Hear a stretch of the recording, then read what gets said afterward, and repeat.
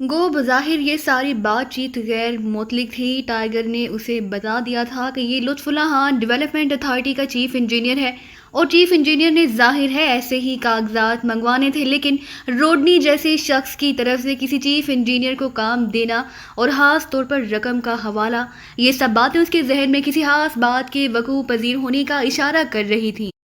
اس لیے اس نے سوچا کہ وہ انتظار کرے جب وہ اسلم حسین یہ کاغذات دے جائے تو اس کے بعد اندر جا کر اس لطف اللہ خان سے پوچھ گچھ کرے۔ چنانچہ وہ انتظار کرنے لگا۔ تھوڑی دیر بعد واچ ٹرانسمیٹر پر ٹائیگر کی کال آ گئی اور عمران نے جلدی سے اس کا ونڈ بٹن کھینچ کر مخصوص انداز میں پریس کر دیا۔ ٹائیگر کالنگ اوور، ٹائیگر کی آواز سنائی دی۔ یس عمران بول رہا ہوں، کیا رپورٹ ہے؟ اوور، عمران نے سنجیدہ لہجے میں پوچھا۔ روڈنی واپس اپنے کلب میں آیا ہے اور دفتر میں موجود ہے۔ اوور۔ دوسری طرف سے ٹائیگر نے اطلاع دیتے ہوئے کہا، ٹھیک ہے، نگرانی جاری رکھو، میں بعد میں تمہیں کال کروں گا۔ اوور اینڈ آل، عمران نے کہا اور ونڈ بٹن مزید دبا کر اس نے رابطہ ختم کر دیا۔ اسی لمحے ڈیولپمنٹ اتھارٹی کی نمبر پلیٹ والی ایک جیپ کوٹھی کے گیٹ کے سامنے رکی اور اس میں سے ایک ادھیڑ عمر آدمی نے نیچے اتر کر کال بیل کا بٹن دبا دیا۔ چند لمحوں بعد سائیڈ پھاٹک کھلا اور ایک ملازم نما آدمی اندر باہر آیا۔ وہ اس ادھیڑ عمر آدمی سے باتیں کرتا رہا اور پھر ادھیڑ عمر آدمی دوبارہ جیپ کی طرف مڑا اور اس نے جیپ میں سے بڑے بڑے طے شدہ کاغذ جو نقشے ہی لگتے تھے اٹھا کر اس ملازم کو دے دیے اور ملازم واپس اندر چلا گیا، جبکہ وہ ادھیڑ عمر آدمی دوبارہ جیپ میں بیٹھا اور جیپ جدھر سے آئی تھی ادھر واپس چلی گئی۔ عمران خاموشی سے کار میں بیٹھا رہا۔ جناب اسلم حسین یہ کاغذ دے گیا ہے۔ دروازہ کھلنے کی آواز کے ساتھ ہی اس رسول بخش کی آواز سنائی دی۔ ٹھیک ہے، میز پر رکھ دو اور سنو، اب مجھے کسی طرح بھی ڈسٹرب نہ کیا جائے، جو بھی آئے اسے ٹال دینا۔ لطف اللہ خان کی آواز سنائی دی۔ بہتر سر، رسول بخش نے کہا اور اس کے ساتھ ہی دروازہ بند ہونے کی آواز سنائی دی۔ عمران سمجھ گیا کہ لطف اللہ خان یا تو غیر شادی شدہ ہے اور اس کوٹھی میں بھی اکیلا اس ملازم کے ساتھ رہتا ہے، یا پھر اس کی فیملی کہیں گئی ہوئی ہے، ورنہ اس کی بیوی یا بچوں میں کسی کی آواز تو سنائی دیتی۔ اس نے ریسیونگ سے ٹاف کیا اور پھر کار سے اتر کر وہ تیز تیز قدم اٹھاتا گیٹ کی طرف بڑھتا چلا گیا۔ وہ اب اس لطف اللہ خان سے مل کر اس روڈنی کے دیے ہوئے مشن کی وضاحت کرانا چاہتا تھا جس کے لیے اسے رقم دی گئی تھی۔ اس کا قیاس تو یہی تھا کہ یہ کوئی غیر متعلق مسئلہ ہے، لیکن وہ بہرحال پوری طرح مطمئن ہونا چاہتا تھا۔ گیٹ پر رک کر عمران نے کال بیل کا بٹن پریس کیا۔ چند لمحوں بعد سائیڈ پھاٹک کھلا اور وہی ملازم نما آدمی باہر آ گیا۔ جی فرمائیے، ملازم نما آدمی نے حیرت بھرے انداز میں عمران کو دیکھتے ہوئے کہا، اور عمران آواز سے ہی پہچان گیا کہ یہی رسول بخش ہے۔ فرماتے ہیں، عمران نے مسکراتے ہوئے کہا، اور دوسرے لمحے اس نے ہاتھ بڑھا کر اس رسول بخش کو گردن سے پکڑا اور اسے دھکیلتا ہوا سائیڈ پھاٹک سے اندر لے گیا۔ کیا کر رہے ہیں؟ رسول بخش نے بری طرح بوکھلائے ہوئے لہجے میں احتجاج کرتے ہوئے کہا، لیکن اندر داخل ہو کر عمران نے اس کی گردن چھوڑی اور جیب سے ریوالور نکال لیا جس پر سائلنسر لگا ہوا تھا۔ آواز نکالی تو بھی ڈھیر کر دوں گا، عمران نے انتہائی سرد لہجے میں کہا۔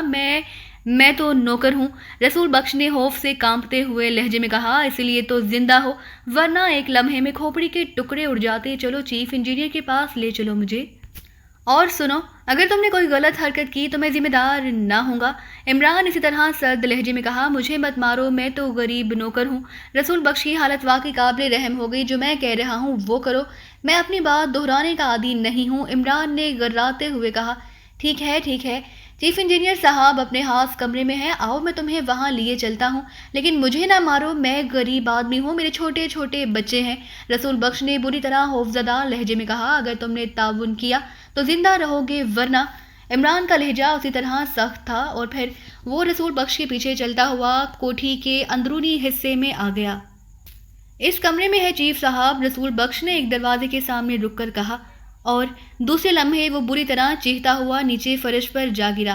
عمران نے ریوالور کا دستہ پوری قوت سے اس کے سر پر مار دیا تھا۔ رسول بخش کا جسم ایک لمحے کے لیے تڑپا، دوسرے لمحے ساکت ہو گیا۔ اسی لمحے دروازہ ایک جھٹکے سے کھلا۔ دروازے پر ایک بھاری بدن کا ادھیڑ عمر آدمی کھڑا ہوا تھا۔ وہ فرش پر پڑے رسول بخش اور سامنے کھڑے عمران کو اس طرح دیکھ رہا تھا جیسے اسے اپنی آنکھوں پر یقین نہ آ رہا ہو۔ چلو اندر، عمران نے یکلخت ہاتھ بڑھا کر ریوالور اس کے سینے پر رکھا اور اسے دھکیلتا ہوا کمرے کے اندر لے گیا۔ کون ہو تم؟ اس ادھیڑ عمر آدمی نے خوف سے گھگیاتے ہوئے کہا۔ یہ ایک دفتر نما کمرہ تھا جس کی ایک سائڈ پر میز تھی جس پر ٹیبل لیمپ جل رہا تھا اور اس کے نیچے دو بڑے بڑے نقشے پھیلے ہوئے پڑے تھے۔ یہ یقیناً لطف اللہ خان چیف انجینئر تھا جو ان نقشوں پر بیٹھا کوئی کام کر رہا تھا کہ باہر سے رسول بخش کے چیخنے کی آواز سن کر دروازے پر آیا تھا۔ عمران نے لات مار کر رکب میں دروازہ بند کر دیا۔ اس کے ہاتھ میں موجود ریوالور کا رخ ظاہر ہے اب لطف اللہ خان کی طرف تھا، جس کے چہرے پر شدید خوف تھا۔ روڈنی نے تمہیں کون سا مشن دیا ہے؟ عمران نے گراتے ہوئے کہا۔ روڈنی نے؟ کون روڈنی؟ لطف اللہ خان نے بری طرح چونکتے ہوئے کہا، لیکن دوسرے لمحے وہ چیختا ہوا اچھل کر پہلو کے بل فرش پر جا گرا۔ عمران کا زوردار تھپڑ پوری قوت سے اس کے چہرے پر پڑا تھا۔ بتاؤ؟ عمران کی لات گھومی اور لطف اللہ خان کی چیخ سے ایک بار پھر کمرہ گونج اٹھا۔ عمران کی لات اس کی پسلیوں پر پڑی تھی۔ بتاتا ہوں، مجھے مت مارو، بتاتا ہوں، لطف اللہ خان نے بری طرح پھڑکتے ہوئے اور کراہتے ہوئے کہا۔ اٹھ کر کھڑے ہو جاؤ اور سنو، اب اگر تم نے انکار کیا تو ایک لمحے میں گردن توڑ دوں گا۔ عمران نے انتہائی سرد لہجے میں کہا تو لطف اللہ خان پہلو پر ہاتھ رکھے بری طرح لڑکھڑاتا ہوا اٹھ کر کھڑا ہو گیا۔ اس کے حلق سے کراہیں نکل رہی تھی۔ چہرہ تکلیف کی شدت سے نہ صرف مسح ہو گیا تھا بلکہ پورا چہرہ پسینے میں ڈوب گیا تھا۔ بولو، عمران نے گراتے ہوئے کہا۔ اس نے مجھے کہا تھا کہ ایک خاص عمارت کے نیچے موجود سرکاری سیوریج لائن کو چیک کر کے اس کا نقشہ بنا کر دوں، اور چونکہ سیوریج سسٹم کا ریکارڈ میری تحویل میں تھا اس لیے میں نے وعدہ کر لیا۔ لطف اللہ خان نے کراہتے ہوئے کہا۔ کون سی عمارت ہے؟ عمران نے حیرت بھرے لہجے میں پوچھا۔ اس نے مجھے پتہ لکھ کر دیا تھا، اس کی مدد سے چیک کر رہا تھا، میں ذاتی طور پر اس عمارت کو نہیں جانتا، لطف اللہ خان نے جواب دیتے ہوئے کہا۔ چلو ادھر میز کی طرف اور مجھے دکھاؤ کون سی عمارت ہے، عمران نے کہا۔ لطف اللہ خان تیزی سے مڑ کر میز کی طرف بڑھ گیا۔ عمران ریوالور لیے اس کے پیچھے تھا۔ یہ ہے وہ عمارت، میں نے اس کے گرد سرخ دائرہ ڈال دیا ہے، لطف اللہ خان نے ماسٹر پلان میں ایک جگہ انگلی رکھتے ہوئے کہا۔ اس جگہ سرخ دائرہ پڑا ہوا تھا۔ عمران غور سے ماسٹر پلان کو دیکھتا رہا اور دوسرے لمحے وہ اس پر بری طرح اچھلا جیسے اس کے پیروں تلے اچانک ایٹم بم پھٹ پڑا ہو، کیونکہ یہ عمارت دانش منزل تھی، سیکرٹ سروس کا ہیڈ کوارٹر۔ کتنی رقم دی تھی تمہیں اس نے اس کام کے لیے؟ عمران نے اپنے آپ کو سنبھالتے ہوئے پوچھا۔ 1,00,000 روپے، لطف اللہ خان نے کہا۔ روڈنی کے جانے کے بعد فون کس کا آیا تھا جسے تم نے کہا تھا کہ 2 دنوں میں کام مکمل ہو جائے گا؟ عمران نے غور سے اسے دیکھتے ہوئے کہا اور لطف اللہ خان ایک بار پھر چونک پڑا۔ تمہیں کیسے معلوم ہوا؟ لطف اللہ خان نے انتہائی حیرت بھرے لہجے میں پوچھا۔ جو میں پوچھ رہا ہوں وہ بتاؤ، ورنہ ایک لمحے میں گولیوں سے چھلنی کر دوں گا، عمران نے گراتے ہوئے کہا۔ روڈنی نے مجھے آ کر کہا تھا کہ ایک بہت بڑے نواب کو یہ معلومات چاہیے۔ روڈنی میرا پہلے سے واقف تھا کیونکہ میں اس کے کلب میں آتا جاتا رہتا ہوں۔ چونکہ کام ناجائز تھا اس لیے جب روڈنی نے مجھے 1,00,000 روپیہ دیا تو میں نے خوشی سے حامی بھر لی۔ روڈنی کے جانے کے بعد اس نواب کا فون آیا، وہ کنفرم کر رہا تھا کہ روڈنی نے مجھے کام دیا ہے یا نہیں اور کام کب تک ہو جائے گا۔ اس نے اپنا نام صرف نواب بتایا تھا، لیکن اب چیکنگ سے معلوم ہوا ہے کہ اس عمارت کے نیچے سیوریج لائن ہے ہی نہیں، اس عمارت کا اپنا سیوریج سسٹم ہوگا۔ اب میں سوچ رہا تھا کہ میں کیا کروں، کیا اسے رقم واپس کر دوں یا فرضی نقشہ بنا کر دے دوں کہ باہر سے رسول بخش کے چیخنے کی آواز سنائی دی اور میں نے دروازہ کھولا تو تم سامنے آ گئے۔ لطف اللہ خان نے تفصیل بتاتے ہوئے کہا۔ روڈنی کو فون کرو اور اسے یہاں بلاؤ، جو بہانہ مرضی آئے کر دینا، لیکن یہ سوچ لو کہ اگر 10 منٹ کے اندر اندر روڈنی یہاں نہ پہنچا اور تم نے اسے کوئی اشارہ کرنے کی کوشش کی تو گولیوں سے چھلنی کر دوں گا۔ ہاں، اگر روڈنی یہاں پہنچ گیا تو تمہاری جان بچ سکتی ہے۔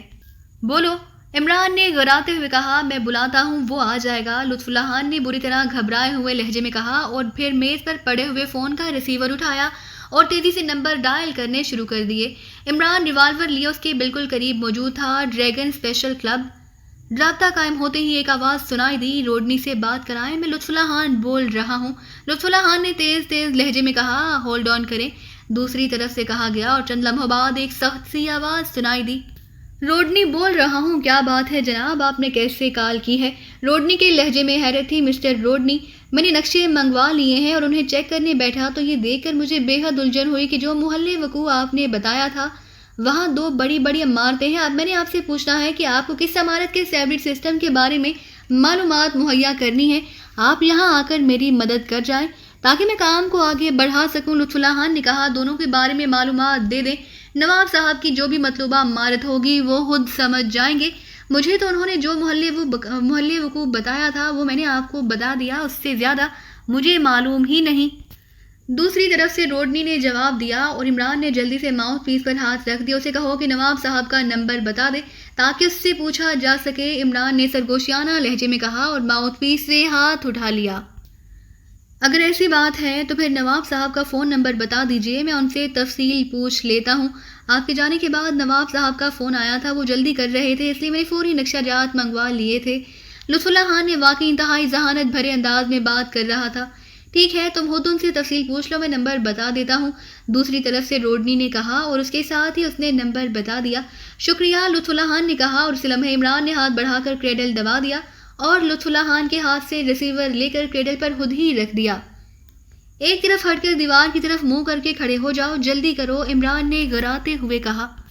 مگر لطف اللہ خان نے کچھ کہنا چاہا ہی تھا کہ عمران نے سائلنسر لگی ہوئی نال اس کی گردن سے لگا دی. اچھا, لطف اللہ خان نے گھبرائے ہوئے لہجے میں کہا اور تیزی سے سامنے والی دیوار کی طرف بڑھا. عمران نے بجلی کی سی تیزی سے ریوالور کو اچھال کر اسے نال سے پکڑا اور پھر اس سے پہلے کہ لطف اللہ خان دیوار تک پہنچتا, ریوالور کا دستہ پوری قوت سے اس کی کھوپڑی پر پڑا اور وہ بری طرح چیختا ہوا سامنے دیوار سے جا ٹکرایا اور ٹکرا کر نیچے گرا ہی تھا کہ عمران کی لات بھومی لطف اللہ خان کی کن پٹی پر پوری قوت سے پڑی. لطف اللہ خان کے حلق سے ایک اور زوردار چیخ نکلی اور اس کا جسم ایک لمحے کے لیے پھیلا اور پھر ساکت ہو گیا. وہ بے ہوش ہو چکا تھا. عمران تیزی سے مڑا اور اس نے ٹیلی فون کا ریسیور اٹھایا اور پھر تیزی سے اس نے انکوائری کے نمبر ڈائل کرنے شروع کر دیے. یس انکوائری پلیز. رابطہ قائم ہوتے ہی دوسری طرف سے آپریٹر کی مودبانہ آواز سنائی دی. Chief of military intelligence. Imran نے لہجے کو انتہائی کرخت بناتے ہوئے کہا. او یس سر. آپریٹر نے بری طرح گھبرائے ہوئے لہجے میں کہا. ایک نمبر بتا رہا ہوں, تم بتاؤ گے کہ یہ نمبر کہاں نصب ہے. انتہائی حد تک درست پتہ بتانا کیونکہ یہ ایک اہم مسئلہ ہے. عمران اسی طرح انتہائی سخت لہجے میں کہا. یس سر. دوسری طرف سے کہا گیا اور عمران نے روڈنی کا بتایا ہوا نمبر دہرا دیا. یس سر, میں چیک کرتا ہوں. دوسری طرف سے کہا گیا اور عمران ہونٹ بینچے خاموش کھڑا رہا. Hello sir. چند لمحوں بعد آپریٹر کی آواز سنائی دی. یس. عمران نے کہا. پتہ نوٹ کر لیں جناب. ایک لیک ویو کالونی, کوٹھی number 18 A block. Phone Nawab Irshad Hussain Khan کے نام پر لگا ہوا ہے جناب. دوسری طرف سے آپریٹر نے کہا. اچھی طرح چیک کیا ہے, ایک بار پھر چیک کر لو, کوئی غلطی نہیں ہونی چاہیے ورنہ تم سرد قبر میں بھی اتارے جا سکتے ہو. عمران نے انتہائی کرخت لہجے میں کہا. میں دوبارہ چیک کر لیتا ہوں جناب. ویسے میں نے پہلے بھی بہت احتیاط سے چیک کیا ہے. دوسری طرف سے آپریٹر نے کہا اور چند لمحوں بعد اس کی آواز دوبارہ سنائی اور اس نے وہی نام اور پتہ دہرا دیا. اب یہ کہنے کی ضرورت تو نہیں کہ it is top secret plan.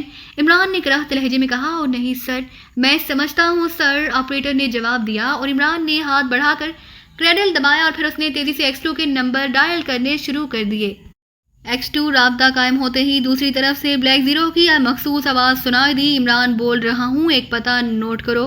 Imran نے اصل لہجے میں کہا اور ساتھ ہی آپریٹر کا بتایا ہوا پتہ دہرا دیا.